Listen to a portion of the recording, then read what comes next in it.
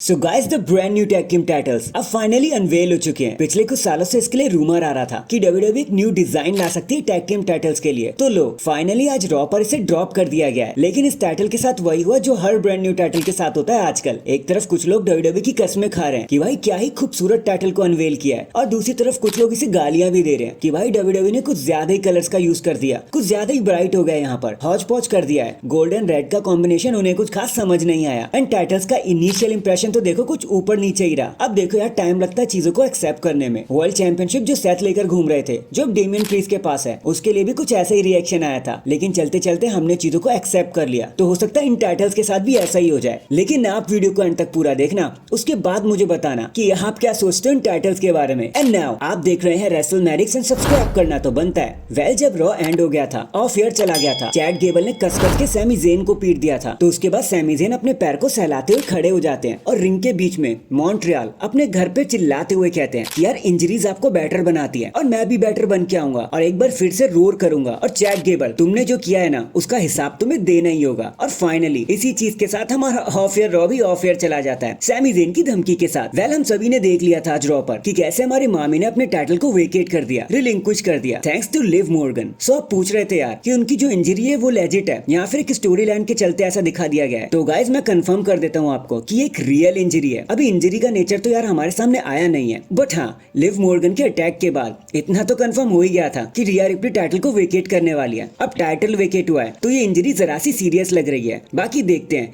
कि इस इंजरी का असली नेचर क्या है जब WWE इस चीज को ऑफिशियल कर देगी। एंड खुद मामी ने भी इस पर रिएक्ट कर दिया है। एक पोस्ट किया है अभी उन्होंने हाल ही में, जहाँ पे उन्होंने सिर्फ एक चीज को लिखा, 380 दिन। ऑफ कोर्स ये उनके टाइटल रेन के नंबर्स हैं। बाकी लेट्स सी अब वो कब तक वापस आएंगी। टाइटल वेकेट हुआ है तो मुझे ऐसा लग रहा है 2-4 महीने तो लग जाएंगे, लेकिन अब भगवान मालिक है, देखते हैं क्या होता है। गेट वेल सून मामी। सो अभी हाल ही में कोडी रोड्स ने एक स्टोरी को ब्रोक किया जिसने सबको इमोशनल कर दिया। उन्होंने बताया कि जब वो न्यू चैंपियन बने, वो रेसलमेनिया के बैक स्टेज में गए तो वहां पर Bruce Prichard, Nick Khan and triple H सब उनका वेट कर रहे थे। एंड उन्होंने कोडी रोड्स को एक गिफ्ट वॉच करी, और जब कोडी रोड्स ने उस घड़ी को देखा, उस रोलेक्स घड़ी को देखा, तो वो इमोशनल हो गए, रोने लग गए, क्योंकि ये वही सेम वॉच थी जो उनके पिता डस्टी ने पॉन कर दिया था ताकि उनके एक्टिंग स्कूल की फीस भरी जा सके। बहुत ज्यादा इमोशनल हो गए थे कोडी रोड्स एंड रोने भी लग गए थे। लेकिन बाद में उन्होंने कहा कि यार मैं प्रॉमिस करता हूँ कि जिस लेवल का भरोसा एंड इन्वेस्टमेंट इस कंपनी ने मेरे ऊपर दिखाया है, आप लोगों ने मेरे ऊपर दिखाया है, उसको मैं जरूर वापस करूंगा, 100 टाइम्स बेटर करने की कोशिश करूंगा। So thank you so much. Well, वो कहते हैं ना कि सच्चे दिल वालों के साथ हमेशा सच्ची चीजें ही होती हैं, तो कोडी रोड के साथ भी अब ऐसा ही हो रहा है। हैशटैग